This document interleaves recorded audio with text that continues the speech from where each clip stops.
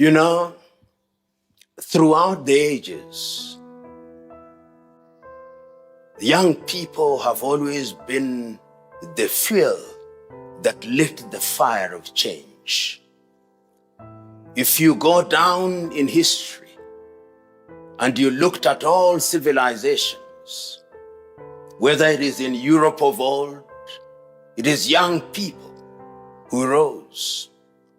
We remember in Europe in the 1950s and 1960s, and even prior to that, in places such as the Soviet Union with the Bolshevik Revolution, it was young people who were the drivers.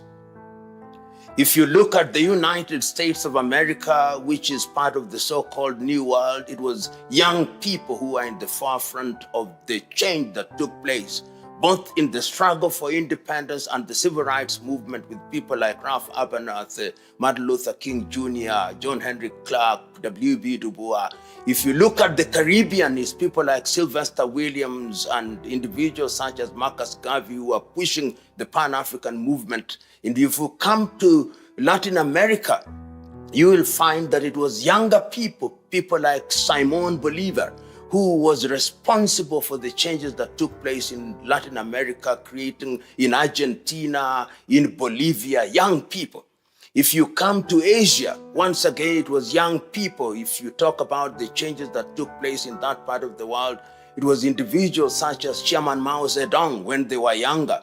In India, it was younger people such as Mahatma Gandhi, Jawaharlal Nehru, Sardar Patel, who are responsible, and much later people like Sheikh Mujibur Rahman in Bangladesh. In the continent of Africa, if you look at the younger people who are involved in the struggle for independence, Kwame Nkrumah, Mwalimu Julius Kambarage Nyerere, Modibo Keita, Ahmed Ben Bella, Samora Moises Machel, Agostino Neto, you can count many of them. And critically, you see that in any country, we now talk, for example, of the Young Turks. Many people forget that it was in those days of Atatürk of Turkey that the Young Turks emerged and created what we now know as modern Turkey.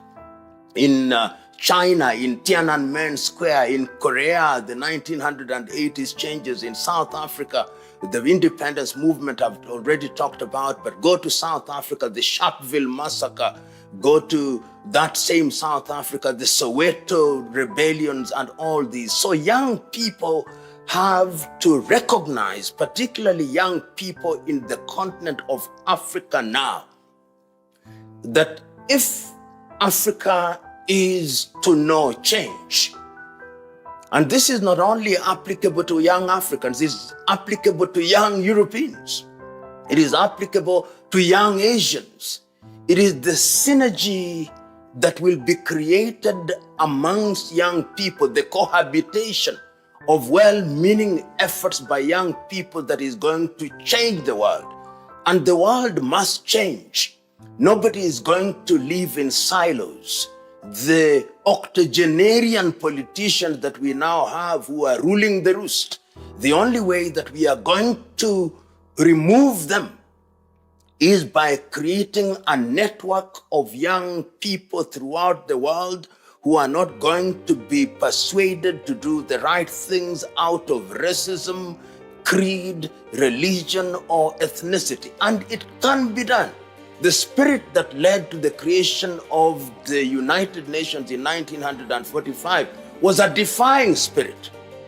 The spirit that led to the creation of the non-aligned movement when people in Yugoslavia such as Josip Broz Tito, Jawaharlal Nehru in India, and Gamal Abdel Nasser in the Arab world, and Kwame Nkrumah in Africa, when they met, they only said that there was one humanity. And I remember Robert Mangaliso Sobukwe saying in 1960, there is only one race, the human race. And that to me is what the younger people ought to be talking about going forward.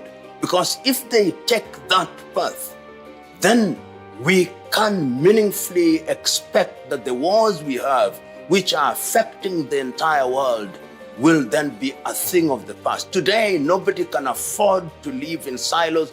And if you ever doubt it, ever doubted that reality, see what happened with COVID. When it started in China, we thought that it would not go to the rest of the world, but it did. And who are responsible for it? Young people.